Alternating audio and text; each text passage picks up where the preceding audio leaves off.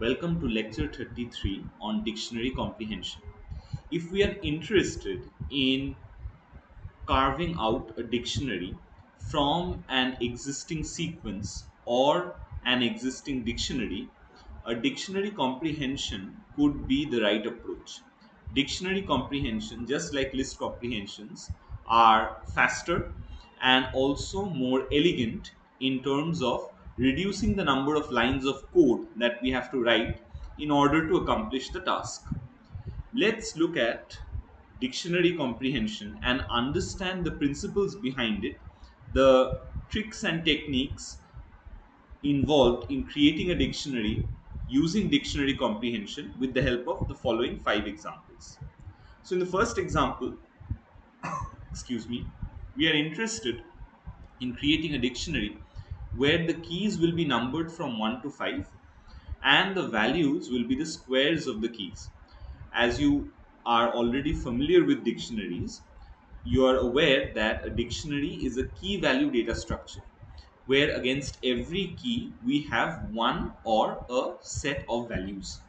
Here, what we are doing is we are trying to create a dictionary where once again the dictionary will have keys and these keys will be numbers from 1 to 5, and corresponding to every key we will be having a value. And what will be that value? The value will simply be the square of the key. So if my key is 1, then the square of 1 is 1. So the value against the key 1 will be 1. If my key is 5, then the square of 5 is 25 and the value against the key 5 will be 25. So how do we go about doing this? Because we are trying to create a dictionary, what we'll do is we'll have a block enclosed by the pair of braces. So here we have the opening brace, and as you can see highlighted, we have the closing brace. This denotes that we are trying to create a dictionary, and we all know that in dictionary we have a key value pair. The key, as is given here, is denoted by x. It is separated from the value, which is the square of the key, by the colon symbol, and we are running a loop starting from 1 and going up to 5.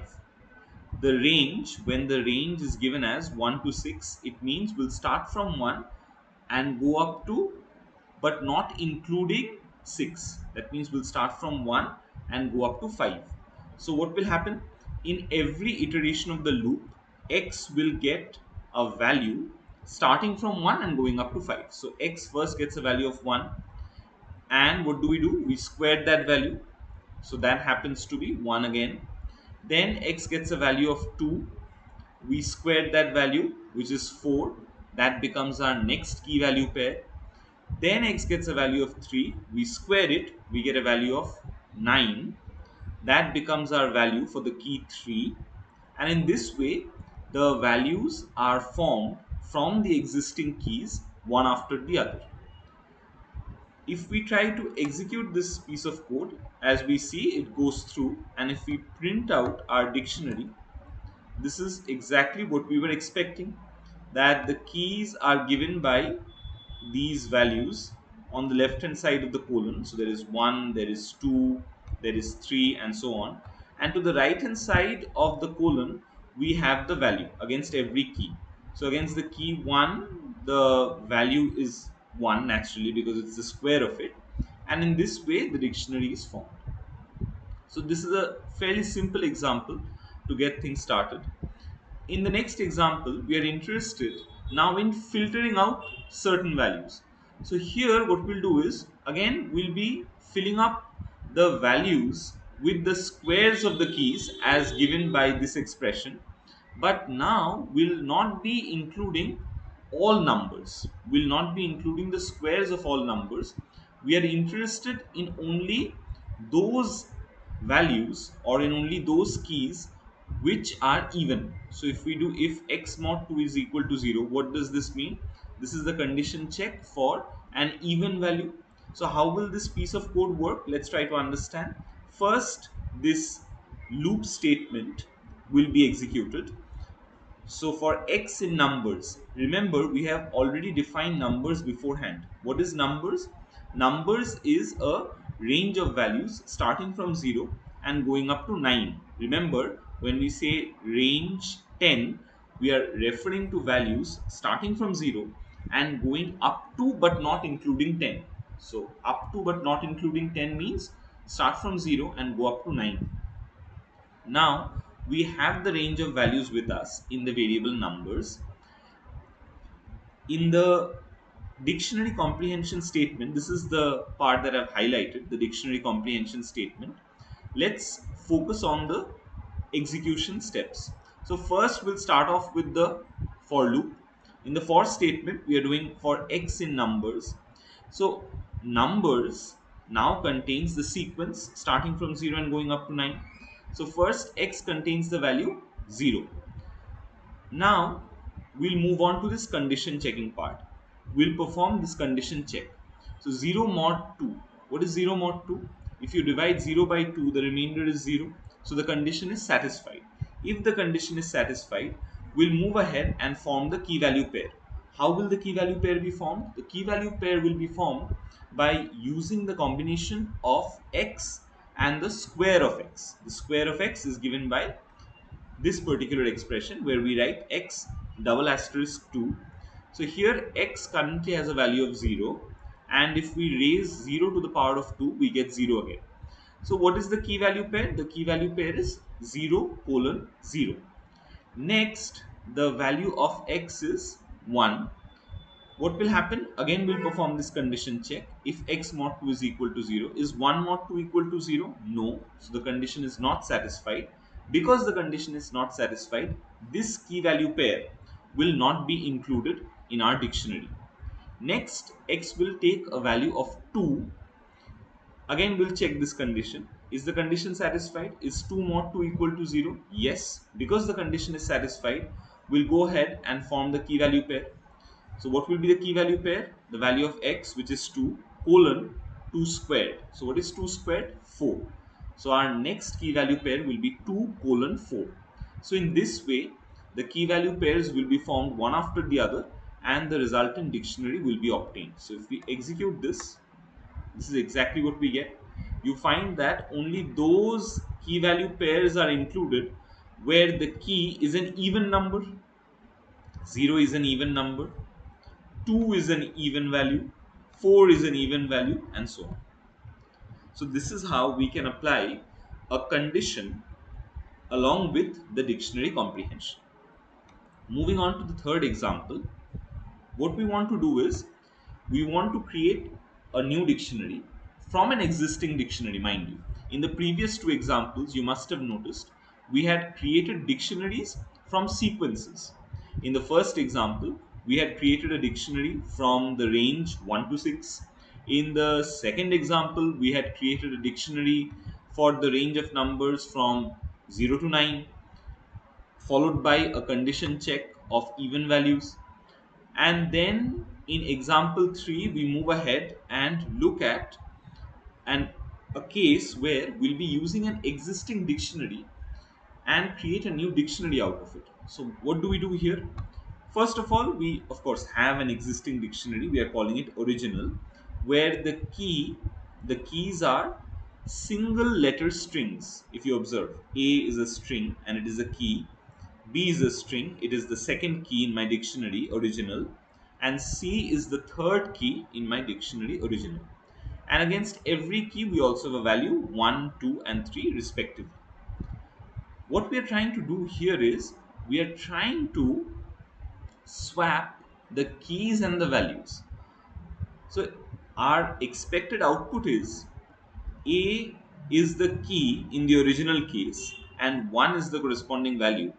In the new dictionary, 1 will be the key, whereas A will be the value. The string A will be the value. So we are trying to swap the key with the value. So how do we go about doing this? Once again, the execution will start with the for statement. So here we'll be making use of a built-in function we had seen earlier called items.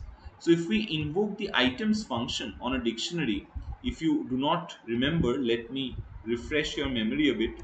So we already have a dictionary called even squares, even underscore squares, as we see here. in the previous example. So if we apply the items function on the even squares dictionary, this is what we get back. What do we get back? We get back a list of tuples where every tuple has two members. The first member is the key, the second member is the value. That is what items function returns. We are making use of this items function in our third example in order to swap the keys with the values. So how do we go about it? We invoke the items function on our dictionary original, and when we do for key comma value in original.items, what happens is we are doing tuple unpacking. That means the variable key will take on the first element of the tuple, the variable value will take on the second element of the tuple. So key, the variable key will take on a value of 0, the variable value will also take on a value of 0. And using the key and value variables, we will get our dictionary element. So what will be our dictionary element? Now it will be value colon key, because we are trying to swap the key and the value. So value becomes my key in the new dictionary, and key becomes my value in the new dictionary. So in this way, we can end up swapping the keys with the values in a new dictionary from an existing dictionary. So if we execute this, as you see, the keys which were present in my original dictionary are now values in my new dictionary, and the values which were there in my original dictionary are now keys in my new dictionary, or swap dictionary as it is called. Let's move on to the fourth example. So we are slowly trying more challenging examples with dictionary comprehension.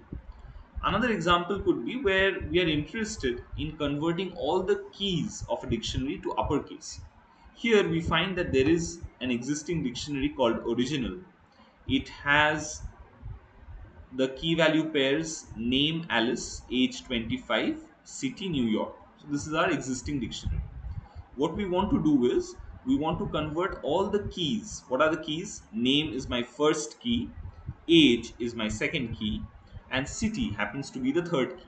I want to take all these keys and convert them to uppercase. So how do we do it? Again, we take the help of dictionary comprehension. We also take the help of the items function, which we also saw in the previous example. So here we invoke the items function. We get back a list of tuples where every tuple has two members. Now we take the key variable will contain the first value of the tuple, the value variable will contain the second value of the tuple.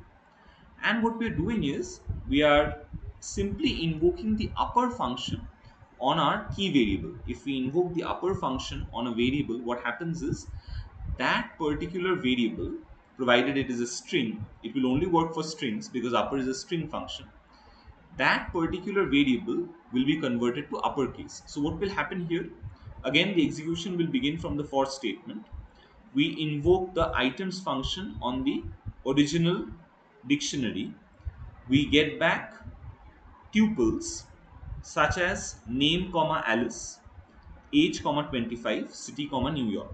So which is the first tuple that I get on invoking the items function? I get name comma Alice. Now again we are doing tuple unpacking. So the variable key will now contain the value name. The variable value will now contain the value Alice. Now what we're doing is, now this portion, the portion that I've highlighted, will be executed. Key, the variable key contains name, the string name, that will be converted to uppercase. So name is now in complete uppercase, and we'll give a colon, and the value portion remains as it is. So Alice remains unchanged, and the same thing is repeated for the next key value pair, age 25, where age is converted to uppercase, but 25 remains as it is. Because see, after the colon, the value portion, there is no transformation applied on it. So if we execute this, this is the output that we were expecting, where all the keys have now been converted to uppercase. Moving on to the final example of this video, where we try to use dictionary comprehension to combine two lists into a single dictionary. Very interesting. So here we have two lists. Let's say one list represents my keys, name, age, city, like we saw in the previous example, in example 4. Another list represents my values. Again, we saw this in the previous example. And lastly, we have a resultant dictionary called combined, which we try to create using dictionary comprehension. So what will happen? We'll start with a for statement, and here we do, so we apply the range function, range of len of keys. Very interesting. So when you apply the len function on a list, what do you get back? You get back the length of the list. So what will be the length of the list keys? The length of the list keys will be 3, because there are 3 elements in my list keys. And when we do range of 3, what will happen? The loop will start from 0 and it will go up to 2. So when we say for I in range of 3, we start from 0, then we go to 1, then we go to 2. So here we do keys of I. So keys of I, what is the first value of I? The first value of I is 0. So keys of 0 will give me this value name, because this is the 0th element of my list keys.